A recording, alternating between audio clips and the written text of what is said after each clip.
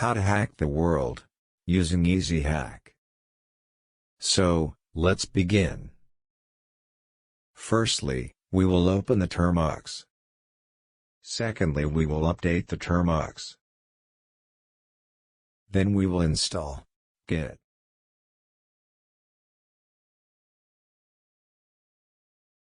This one is the Git link.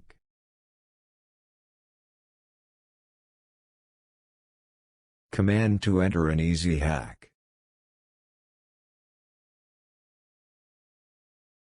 Command to give read/write permission. Command to install EasyHack.